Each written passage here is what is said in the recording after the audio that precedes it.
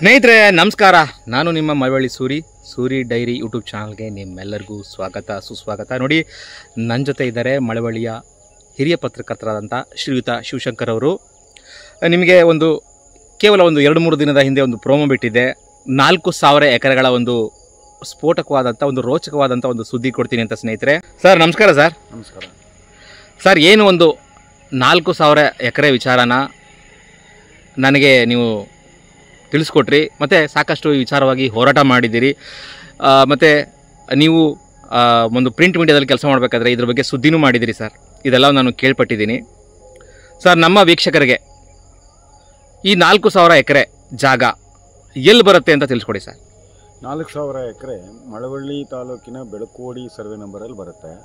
ಅದು ಬ್ಲಫ್ಗೆ ಹೋಗ್ತೀವಿ ನೋಡಿ. ಬ್ಲಫಿನ ಜಾವನಗಳ್ಳಿ ಗುಡ್ಡ ಸೇರಿದಂತೆ ಆ ಜಾವನಗಳ್ಳಿ ಗುಡ್ಡ ಕೆಳಭಾಗದ್ದು ಮತ್ತು ಬಲಭಾಗದ್ದು ಅಲ್ಲೂ ಬರುತ್ತೆ. ಬ್ಲಫ್ ಊರೊಳಗಡೆ ಹೋದರೆ ಗಗನಚುಕ್ಕಿ ಆಜುಬಾಜು ಜಾಗ, ಮತ್ತು ಕೆಲವು ರೆಸಾರ್ಟ್ಗಳು ಮಾಡಿದ್ದಾರೆ ಆ ಜಾಗ, ಮತ್ತು ಕೆಲವರು ಆಮೇಲೆ ಚಿಕ್ಕಮುತ್ತತ್ತಿ ಹತ್ರ ಇರತಕ್ಕಂಥ ಜಾಗ, ಅದಾದಮೇಲೆ ಐಲ್ಯಾಂಡು, ಇವೆಲ್ಲವೂ 4,000 ಎಕರೆ ವ್ಯಾಪ್ತಿಗೆ ಬರುತ್ತೆ. ಆಮೇಲೆ ಸರ್ಕಾರನೇ ನನಗೆ ಅಧಿಕೃತವಾಗಿ ಸರ್ಕಾರಿ ಅಧಿಕಾರಿಗಳು ಈ ಸರ್ವೆ ನಂಬರ್ಗಳು ಹಾಕಿ ಇದು ಸರ್ಕಾರ ಜಾಗ ಅಂತಲೇ ಕೊಟ್ಟಿದ್ದಾರೆ ನನಗೆ. ಸರ್, ಇದು ಮೊಟ್ಟ ಮೊದಲನೇದಾಗಿ ಈ ವಿಚಾರ ನಿಮ್ಮ ಗಮನಕ್ಕೆ ಬಂದದ್ದು ಎಷ್ಟನೇ ಇಸ್ವಿಲಿ ಸರ್? ಸರ್ 2010ರಿಂದ 12ನೇ ಇಸ್ವಿ ಒಳಗಡೆ ನನಗೆ ಈ ಗಮನಕ್ಕೆ ಬಂತು. ನನಗೆ ಈ 4,000 ಎಕರೆಯಲ್ಲಿ 400 ಎಕರೆನೂ ಇಲ್ವಲ್ಲ ಇವ್ರ ಹತ್ರ ಅನ್ನುವಂಥ ಡೌಟ್ ಬಂತು. ನಾನೇನು ಮಾಡಿದೆ, ಅದ್ರ ಬಗ್ಗೆ ತಪಾಸಣೆ ಮಾಡಿ ಡಾಕ್ಯುಮೆಂಟ್ಸನ್ನು ಸಂಗ್ರಹಿಸಿ ನಾನು ಸುದ್ದಿ ಮಾಡಾದ ನಂತರ ಇದಕ್ಕೆ ಇವರು DC AC ತಹಸೀಲ್ದಾರರ ಗಮನಕ್ಕೆ ತಂದರೆ ಅವ್ರು ಯಾವ ಕ್ರಮವನ್ನು ತಗೊಳ್ಳಿಲ್ಲ. ಅದಾದ ನಂತರ ನಾನೇನು ಮಾಡಿದೆ ಅಂತಂದರೆ ಇದಕ್ಕೆ ನಮ್ಮ ಕಾನೂನು ಸೇವಾ ಪ್ರಾಧಿಕಾರಕ್ಕೆ, ಮಳವಳ್ಳಿ ಕಾನೂನು ಸೇವಾ ಸಮಿತಿಗೆ ನಾನು ಮನವಿ ಮಾಡಿದೆ. ಈ ಥರ ಇದೆ ಸ್ವಾಮಿ, ದಯವಿಟ್ಟು ಇದ್ರ ಮೇಲೆ ಕ್ರಮ ತಗೋಬೇಕು ಅಂತ. ಮಳವಳ್ಳಿ ತಾಲೂಕು ಕಾನೂನು ಸೇವಾ ಪ್ರಾಧಿಕಾರದವರು ಜಿಲ್ಲಾ ಕಾನೂನು ಸೇವಾ ಪ್ರಾಧಿಕಾರಕ್ಕೆ ಕಳಿಸ್ಕೊಟ್ರು. ಅವರು ಒಂದು ಸಜೆಷನ್ ಕೊಟ್ಟರು. ಏನಂತ, ನೀವು ಲೋಕಾಯುಕ್ತಕ್ಕೆ ದೂರನ್ನು ಸಲ್ಲಿಸ್ಬೋದು ಅಂತೇಳಿ ಸಜೆಷನ್ ಕೊಟ್ಟರು. ನನಗೆ ಆ ಸಜೆಷನ್ನು ನನ್ನ ಮನಸ್ಸಿಗೆ ತೃಪ್ತಿ ತರಲಿಲ್ಲ. ನಾನೇನು ಮಾಡಿದೆ, ಅವ್ರಿಗೂ ಸೇರಿದಂತೆ ನನಗೆ ಲೋಕಾಯುಕ್ತ ಬೇಡಿ, ಲೋಕಾಯುಕ್ತಕ್ಕಿಂತನೂ ನೀವೇ ಕ್ರಮ ತಗೊಳ್ಳಿ, ಜುಡಿಷಿಯಲ್ ಸೈಡಲ್ಲೇ ಕ್ರಮ ತಗೊಳ್ಳಿ ಅಂತೇಳಿ ರಾಜ್ಯ ಕಾನೂನು ಸೇವಾ ಪ್ರಾಧಿಕಾರಕ್ಕೂ ಅದೇ ಮನವಿ ಮಾಡಿದೆ. ರಾಜ್ಯ ಕಾನೂನು ಸೇವಾ ಪ್ರಾಧಿಕಾರದಲ್ಲಿ ಅಧ್ಯಕ್ಷರಾಗಿರೋರು ಹೈಕೋರ್ಟ್ ಜಸ್ಟಿಸೇ ಅಧ್ಯಕ್ಷರಾಗಿರ್ತಾರೆ.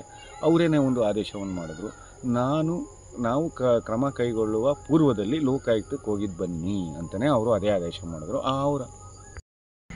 ಅವರ ನಿರ್ದೇಶನದಂತೆ ನಾನೇನು ಮಾಡಿದೆ, ಲೋಕಾಯುಕ್ತಕ್ಕೆ ದೂರು ಸಲ್ಲಿಸಿದೆ 2015. ಈ ಲೋಕಾಯುಕ್ತ ದೂರು ಸ್ವೀಕರಿಸಿದ ಲೋಕಾಯುಕ್ತ ಇದನ್ನು ಪೊಲೀಸ್ ಇನ್ವೆಸ್ಟಿಗೇಷನ್ಗೆ ಆದೇಶ ಮಾಡಿತು.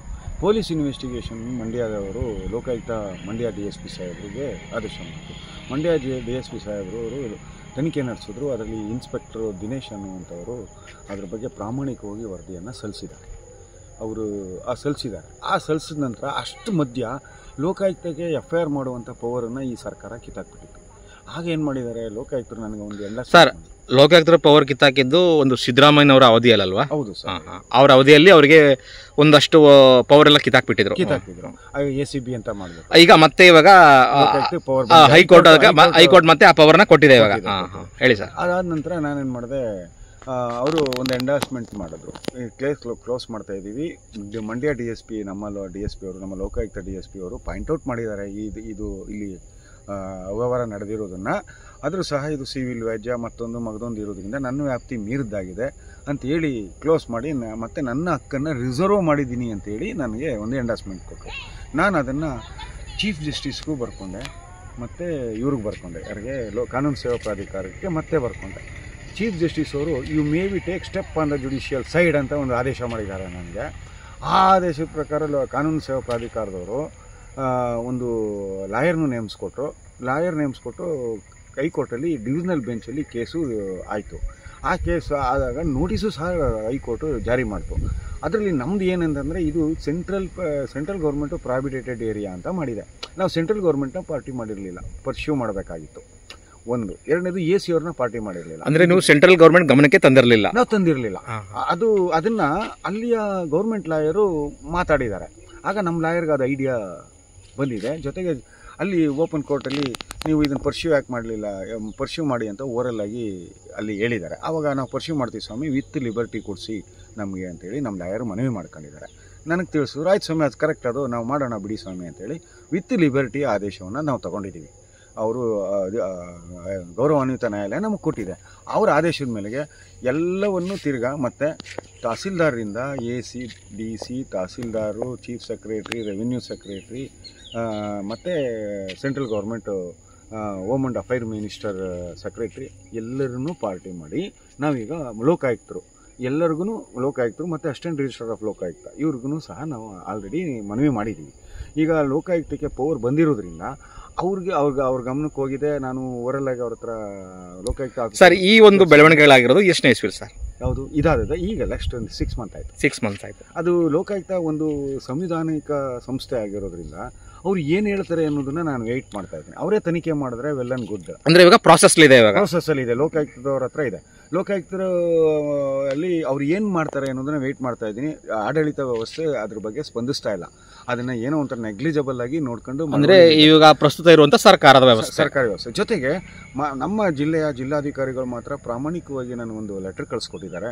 ಇವ್ರ ಅರ್ಜಿಗಳು ಸ್ವೀಕೃತ ಆಗಿದೆ, ಇದ್ರ ಮೇಲೆ ಕ್ರಮ ತಗೊಳ್ಳಿ, ನಿಮ್ಗೆ ಫೈಲ್ ಕಳಿಸ್ತಾ ಇದ್ದೀನಿ ಅಂತೇಳಿ ಕಳಿಸ್ಕೊಟ್ಟಿದ್ದಾರೆ ಮಳವಳ್ಳಿಗೆ. ಬಟ್ ಮಳವಳ್ಳಿನಲ್ಲಿ ಅದು ಕೆಲಸ ಆಗ್ತಾ ಇಲ್ಲ, ಅಲ್ಲೇ ಇದೆ. ಅಂದರೆ ತಾಲೂಕು ಆಡಳಿತ ಇರ್ಬೋದು, ಜಿಲ್ಲಾಡಳಿತ ಇರ್ಬೋದು, ತಟಸ್ಥವಾಗಿದೆ ವಿಚಾರದಲ್ಲಿ. ಬಟ್ DC ಅವರು ಮಾತ್ರ ಒಂದು ಲೆಟರ್ ಅಂತೂ ಬಂದಿದೆ, ಸ್ವೀಕೃತಗೊಂಡಿದೆ ಈ ಅರ್ಜಿಗಳು ಅಂತ ಬಂದಿದೆ. ನನಗೆ ಲೆಟರ್ ಕಳಿಸ್ಕೊಟ್ಟಿದ್ದಾರೆ, ಅದನ್ನು ತಹಸೀಲ್ದಾರ್ಗೆ ಕಳಿಸಿದ್ದಾರೆ. ಆದರೆ ಅವರು ಯಾವುದೇ ಕ್ರಮನ ಕೈಗೊಂಡಿಲ್ಲ. ಬಂಗಾರಪೇಟೆ ಪಾನಿಪುರಿ, ಚಾಟ್ಸ್ ಮತ್ತು ಅರುಣ್ ಐಸ್ ಕ್ರೀಮ್ ತಂಪು ಪಾನೀಯಗಳು ಶುಚಿ ರುಚಿಗೆ ಮತ್ತೊಂದು ಹೆಸರು, ಒಮ್ಮೆ ಭೇಟಿ ಮಾಡಿ.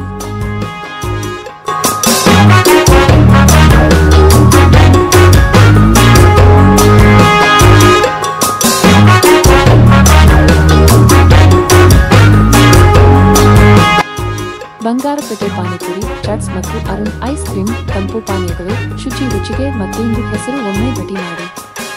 ಮತ್ತು ಈ ವಿಚಾರದಲ್ಲಿ ಲೋಕಾಯುಕ್ತರನ್ನ ನಾನು ವೆಯ್ಟ್ ಮಾಡ್ತಾ ಇದ್ದೀನಿ. ಲೋಕಾಯುಕ್ತರು ತನಿಖೆ ಮುಂದುವರಿಸ್ತಾರಾ ಅಥವಾ ಮತ್ತೆ ಏನಾದರೂ ಇದು ಮಾಡ್ತಾರಂತ. ಅವರು ಏನಾದ್ರೂ ತನಿಖೆ ಮುಂದುವರಿಸೋ ವೆಲ್ ಆ್ಯಂಡ್ ಗುಡ್ಡು. ಅವರ ಗೌರವಾನ್ವಿತ ಲೋಕಾಯುಕ್ತ ಏನು ತನಿಖೆ ಮಾಡುತ್ತೋ ಅದಕ್ಕೆ ನಾವು ಬದ್ಧವಾಗಿರೋಣ.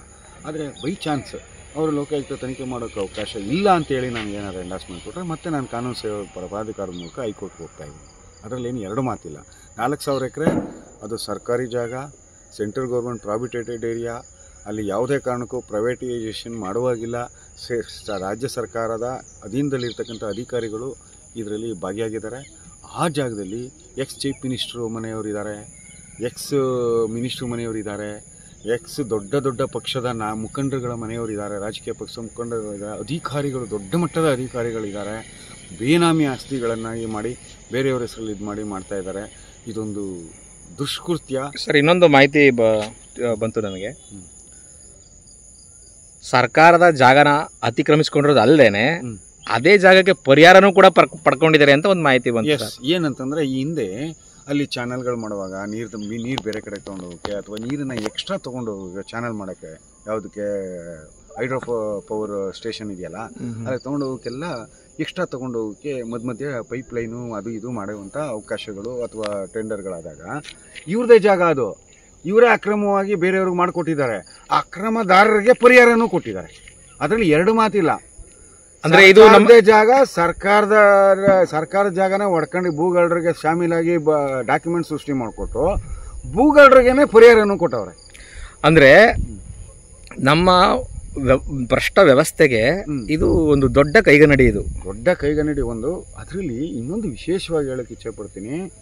ಇಡೀ ರಾಜ್ಯದಲ್ಲಿ, ಇಡೀ ಇಂಡಿಯಾದಲ್ಲೇ ಒಂದು ಒಳ್ಳೆ ಪ್ರವಾಸಿ ಕೇಂದ್ರವನ್ನು ಮಾದರಿ ಪ್ರವಾಸಿ ಕೇಂದ್ರಗಳನ್ನ ಮಾಡೋಕ್ಕೆ ಎಲ್ಲ ಥರದ ಜಾಗಗಳು, ಅವಕಾಶಗಳು, 4,000 ಎಕರೆ ಅಂತಂದರೆ ಏನು ಬೇಕಾದರೂ ಅಲ್ಲಿ ಮಾಡ್ಬೋದು.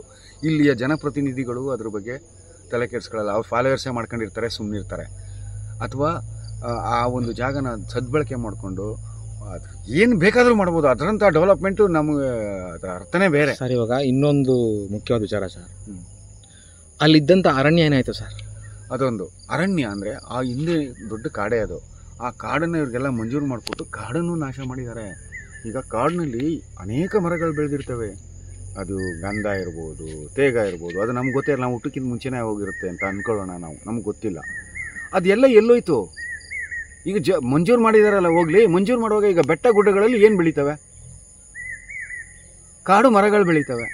ಬೆಟ್ಟ ಗುಡ್ಡಗಳಲ್ಲಿ ಕಾಡು ಮರ ಬೆಳೀತವೆ. ಅರಣ್ಯ ಪ್ರದೇಶದಲ್ಲಿ ಕಾಡು ಮರ. ಅರಣ್ಯ ಪ್ರದೇಶದ ನಿಯರೆಸ್ಟ್ ಇರುವಂಥ ಪ್ರದೇಶ, ಪ್ರಾವಿಡೇಟೆಡ್ ಏರಿಯಾದಲ್ಲಿ, ಜನನೇ ಯಾರು ಹೋಗದೇ ಇರುವಂಥ ಜಾಗದಲ್ಲಿ ಕಾಡು ಮರಗಳು ಬೆಳೆದಿರ್ತವೆ. ಅವೆಲ್ಲ ಇಲ್ಲೋದು. ಸರ್, ಇವಾಗ ಇನ್ನೊಂದು ಬಹುಮುಖ್ಯ ಪ್ರಶ್ನೆ ಕೇಳ್ತೀನಿ ಸರ್.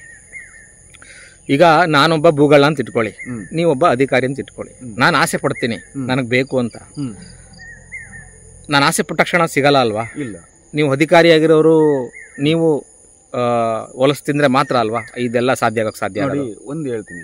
ಒಂದು ಸೈಡಲ್ಲಿ ಅಧಿಕಾರಿಗಳ ಶಾಮೀಲು, ಇನ್ನೊಂದು ಸೈಡಲ್ಲಿ ಮಾಡೋಕ್ಕೆ ಇಚ್ಛೆ ಇಲ್ಲದೆ ಇರ್ತಕ್ಕಂಥ ಅಧಿಕಾರಿಗಳನ್ನು ತನ್ನಂತೆ ಎದುರಿಸಿ ಬೆದರಿಸಿ ಮಾಡಿಸ್ತಾ ಇರ್ತಕ್ಕಂಥ ರಾಜಕಾರಣಿಗಳು. ಇವರಿಬ್ಬರೂ ಸೇರಿ ಭೂಗಳ್ಳರಿಗೆ ಅವಕಾಶ ಮಾಡಿಕೊಟ್ಟಿದ್ದಾರೆ. ಒಬ್ಬರೇ ಅಂತ ಹೇಳಲ್ಲ, ಎರಡೂ ಕೈ ಚಪ್ಪಾಳೆ ಆಗಿದೆ. ಇಲ್ಲಿ ಕೆಲವು ಲಂಚಕೋರ ಅಧಿಕಾರಿಗಳು ಒಂದು ಸೈಡಲ್ಲಿ ಇರ್ತಾರೆ, ಪ್ರಾಮಾಣಿಕ ಅಧಿಕಾರಿಗಳು ಮಾಡೋಕ್ಕೆ ಇಚ್ಛೆ ಇಲ್ಲದಿರೋರು ಇರ್ತಾರೆ. ಪ್ರಾಮಾಣಿಕ ಅಧಿಕಾರಿ ಲಂಚಕೋರರು ಮಾಮೂಲಿ ದುಡ್ಡು ಇಸ್ಕೊಂಡು ಮಾಡ್ಕೊಂಡಿರ್ತಾರೆ. ಈ ಪ್ರಾಮಾಣಿಕ ಅಧಿಕಾರಿಗಳಿಗೆ ಮನಸ್ಸಲ್ಲಿ ಇಚ್ಛೆ ಇರಲ್ಲ, ಇದನ್ನೆಲ್ಲ ಮಾಡಬಾರ್ದು ಅನ್ನುವಂಥದ್ದು ಇರುತ್ತೆ. ಆದರೆ ರಾಜಕಾರಣಿ ಎಂಟ್ರಿ ಮಾಡಿ ಅವನ ಮೇಲೆ ಒತ್ತಡ ತಂದು ಮಾಡಿಸ್ತಾರೆ. ಇದು ಇಬ್ಬರೂ ಸೇರಿ ಮಾಡಿರ್ತಕ್ಕಂಥ ಸರ್, ಇವಾಗ ಅಸಹ್ಯ ಕೃತ್ಯ ಇದು. ಈಗ ಆಲ್ಮೋಸ್ಟ್ ಇವಾಗ ನೀವು ಈ ಹೋರಾಟ ಶುರು ಮಾಡಿ ಎಷ್ಟು ವರ್ಷ ಆಯಿತು ಸರ್? ಈ ಹೋರಾಟ 2012ರಿಂದ ಅಂತಲೇ ತಿಳ್ಕೊಳ್ಳಿ. ಅಲ್ಲಿಗೆ 13 ವರ್ಷ ಆಯಿತು. 13 ವರ್ಷ ಆಯಿತು. 13 ವರ್ಷದಲ್ಲಿ ನಿಮಗೆ ಇಷ್ಟು ಸುದೀರ್ಘ ಅವಧಿ ಆದರೂ ಕೂಡ ಈ ಒಂದು ನಿಷ್ಪಕ್ಷಪಾತವಂತ ಹೋರಾಟಕ್ಕೆ ಇನ್ನೂ ಕೂಡ ಜಯ ಸಿಕ್ಕಿಲ್ಲ. ಸರ್, ಜಯ ಸಿಕ್ಕಿಲ್ಲ ಅಂತ ಯಾಕೆ ಹೇಳ್ತೀರಿ?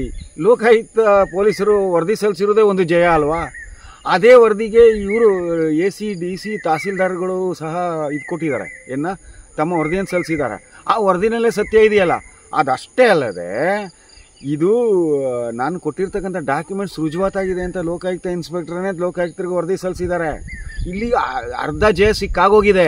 ಪೊಸಿಷನ್ ಇವ್ರು ತಗೊಳಕ್ ಆಗ್ತಾ ಇಲ್ಲ. ಅಂದ್ರೆ ಇವಾಗ ಹೋಗಿ ಅಲ್ಲಿ ಒಂದು ಬೋರ್ಡ್ ಹಾಕ್ಬೇಕು, ಇದು ಸರ್ಕಾರದ ಆಸ್ತಿ ಅಂತ, ಅದೊಂದೇ ಬಾಕಿ ಇರೋದು. ಎಲೆಕ್ಷನ್ ಮಾಡಬೇಕು ಅಂದ್ರೆ ಅವ್ರನ್ನ ಯಾರು ಭೂಗಳ್ರಿದ್ದಾರೆ ಅವ್ರನ್ನ ಕ್ಲೋಸ್ ಮಾಡಬೇಕು ಅಷ್ಟೇ. ಆಮೇಲೆ ಈ ಮಧ್ಯೆ ಭೂಗಳ್ರನ್ನ ವಸ್ಪಡಿಸ್ಕೊಂಡು ಒಂದು ಅಷ್ಟು ದಿನ ಆದ್ಮೇಲೆ ತಿರ್ಗಾ ಅವರು ಬರೋಕೆ ಬಿಟ್ಬಿಟ್ರು. ಆ ಹಿಂದೆ ಆ ಕೆಲಸನೂ ಮಾಡಿದ್ದಾರೆ ಅಧಿಕಾರಿಗಳು. ಅವರೇ ವಶಪಡಿಸ್ಕೊಂಡವ್ರೆ, ಅವರೇನೆ ತಿರ್ಗಾ ಅವ್ರಿಗೆ ಹೋಗುವಂಗೆ ಮಾಡವ್ರೆ. ಅಂದರೆ ಇದು ಮಾಡಿದ್ದಾರೆ. ಅದಕ್ಕೂ ನನ್ನ ಹತ್ರ ರೆಕಾರ್ಡ್ಸ್ ಇದೆ. ನಾನು ಅದನ್ನೂ ಆರ್ಟಿಕಲ್ ಮಾಡಿದ್ದೀನಿ. ಮತ್ತೆ ಒತ್ತುವರಿಕೋರರು ಬಂದರು ಅಂತ, ಒತ್ತುವರಿ ತೆರವುದು ಮಾಡಿದ್ದೀನಿ, ಒತ್ತುವರಿದು ಮತ್ತೆ ಬಂದರು ಅಂತಲೂ ಮಾಡಿದ್ದೀನಿ. ಓಕೆ ಸರ್, ಧನ್ಯವಾದ. ಈ ಒಂದು ಅಮೂಲ್ಯವಾದಂಥ ಒಂದು ಮಾಹಿತಿನ ತಿಳಿಸ್ಕೊಟ್ರಿ. ಮತ್ತು ಮಂಡ್ಯ ಜಿಲ್ಲೆಯಲ್ಲಿ ನಮ್ಮ ತಾಲೂಕಲ್ಲೇ ಈ ಒಂದು 4,000 ಎಕರೆಗಳ ಒಂದು ದೊಡ್ಡ ಭೂಗಳ್ತನ ಆಗಿದೆ ಅಂತ ಹೇಳ್ಕೊಳ್ಳೋಕ್ಕೆ ಒಂದು ಮನಸ್ಸಿಗೆ ಬಹಳ ಬೇಸರನೂ ಆಗುತ್ತೆ. ಹಾಗೆ ಈ ಥರ ತಾಲೂಕಲ್ಲಿ ನೀವು ಒಬ್ಬರಾದರೂ ಕೂಡ ಒಂದು ನ್ಯಾಯಪರವಾಗಿ ಧ್ವನಿ ಎತ್ತಿದ್ರಿ ಅಂತ ನನಗೆ ಒಂದು ಮನಸ್ಸಲ್ಲಿ ಒಂದು ಆತ್ಮ ತೃಪ್ತಿನೂ ಇದೆ. ಅದರಲ್ಲೂ ನೀವು ಒಬ್ಬ ಹಿರಿಯ ಪತ್ರಕರ್ತರಾಗಿ ಹೋರಾಟ ಮಾಡಿದಿರಿ. ಧನ್ಯವಾದ ಸರ್, ಧನ್ಯವಾದ. ಸ್ನೇಹಿತರೆ, ಇಷ್ಟೊಂದೆಲ್ಲ ಒಂದು ಸರ್ವೆ ಮಾಡಿ ಪ್ರತಿಯೊಂದು ಸ್ಥಳಕ್ಕೆ ಹೋಗಿ ಸುದ್ದಿ ಮಾಡ್ತಿರುವ ಒಂದೇ ಒಂದು ಕಾರಣ ಏನು ಅಂತಂದರೆ, ಇದು ನಮ್ಮ ತಾಲೂಕಿನ ಭೂಮಿ. ಒಂದು ಊರಿಗೆ, ಮುಂದಿನ ಜನಾಂಗಕ್ಕೆ, ಮುಂದಿನ ತಲೆಮಾರುಗಳಿಗೆ ಒಂದಷ್ಟು ಅರಣ್ಯ ಪ್ರದೇಶನ ಸಂರಕ್ಷಿಸಿ ಉಳಿಸಿ ಹೋಗಬೇಕಾಗಿರೋದು ನಿಮ್ಮೆಲ್ಲರ ಕರ್ತವ್ಯ. ಹಾಗೆ ನಮ್ಮಿಂದ ಚುನಾಯಿತರಾಗಿ ನಮ್ಮನ್ನು ಸೇವೆ ಮಾಡ್ತೀರಿ ಅಂತ ನಮ್ಮ ಮೇಲೆ ದಬ್ಬಾಳಿಕೆ ಮಾಡುವಂಥ ಸರ್ಕಾರಗಳಿಗೂ ಕೂಡ ಇವೆಲ್ಲ ಗೊತ್ತಾಗಬೇಕು.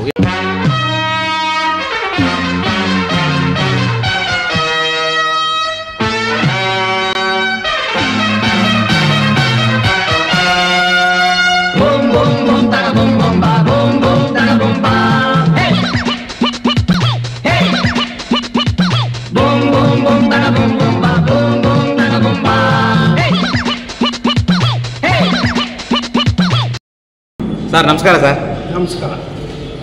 ಸರ್, ನಮ್ಮ ತಾಲೂಕಿನ ಹಿರಿಯ ಪತ್ರಕರ್ತರಾದಂಥ ಶಿವಶಂಕರ್ ಅವರು ಏನು ಒಂದು ಬ್ಲಫ್ ಹತ್ರ ಇರುವಂಥ 4,000 ಎಕರೆ ಬಗ್ಗೆ ಒಂದು ಸಾಕಷ್ಟು ಸುದ್ದಿಗಳನ್ನು ಮಾಡಿದ್ದಾರೆ ಮತ್ತು ಸಾಕಷ್ಟು ಕಾನೂನು ಹೋರಾಟಗಳನ್ನು ಮಾಡಿದ್ದಾರೆ. ಸರ್, ಇದು 1965ರ ನಂತರ ಒಂದು ಸಾಕಷ್ಟು ಭೂ ಕಬಳಿಕೆ ಆಗಿದೆ.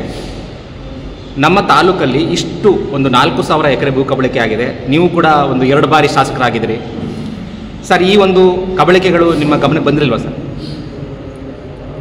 ನಾವು ಭೂ ಕಬಳಿಕೆ ಆಗಿದೆ ಅಂತಲೇ ನಾವು ತಾಲೂಕು ಕಚೇರಿ ಮುಂಭಾಗದಲ್ಲಿ ನಮ್ಮ JDS ಪಕ್ಷ ಮತ್ತು BJP ಪಕ್ಷ ಮತ್ತು ನಮ್ಮ ಸಂಘಟನೆಕಾರರು ಎಲ್ಲರೂ ಸೇರಿ ಹೋರಾಟವನ್ನು ಮಾಡಿ ಎಲ್ಲೆಲ್ಲಿ ಭೂ ಕಬಳಿಕೆ ಆಗಿದೆ ಅದೆಲ್ಲವನ್ನೂ ಕೂಡ ನೀವು ಗುರ್ತು ಮಾಡಿ ಐಡೆಂಟಿಟಿ ಮಾಡಿ ಅದನ್ನು ಸರ್ಕಾರಕ್ಕೆ ವಾಪಸ್ ತಗೊಳ್ಬೇಕು.